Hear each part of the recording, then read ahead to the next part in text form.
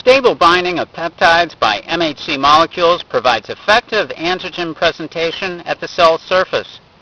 For MHC molecules to perform their essential function of signaling intracellular infection, the peptide MHC complex must be stable at the cell surface. If the complex were to dissociate too readily, the pathogen in the infected cell could escape detection. In addition, MHC molecules on uninfected cells could pick up peptides released by MHC molecules on infected cells and falsely signal to cytotoxic T cells that a healthy cell is infected, triggering its unwarranted destruction.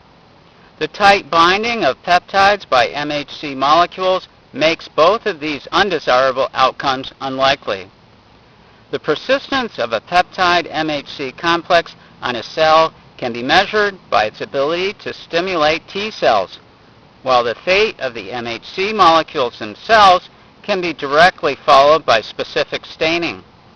In this way, it can be shown that specific peptide MHC complexes on living cells are lost from the surface and re-internalized as part of natural protein turnover at the same rate as the MHC molecules themselves, indicating that peptide binding is essentially irreversible.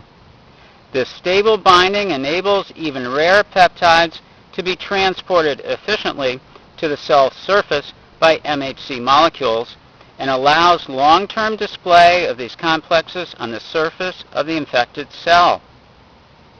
This fulfills the first of the requirements for effective antigen presentation. The second requirement is that if a peptide should dissociate from a cell surface MHC molecule, peptides from the surrounding extracellular fluid would not be able to bind to the empty peptide binding site.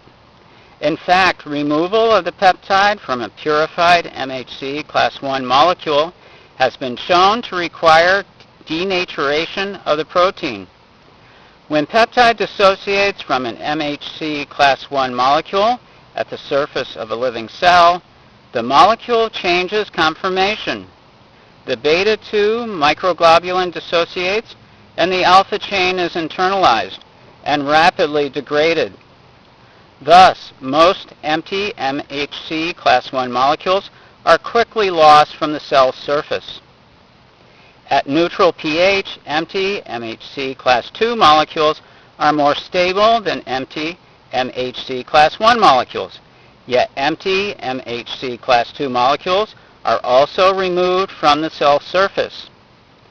Empty MHC class 2 molecules aggregate readily, and internalization of such aggregates may account for the loss of empty MHC class 2 molecules from the surface of cells.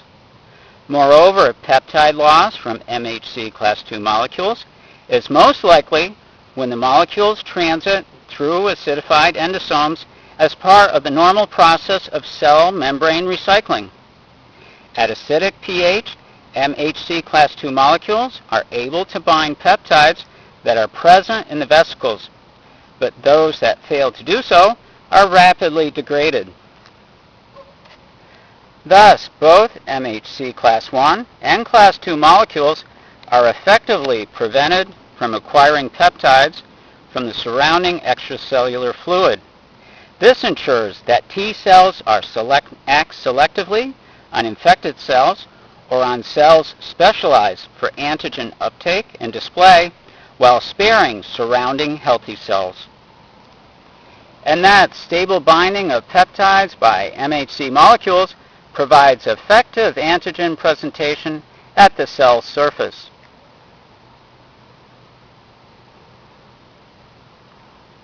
Have a great day.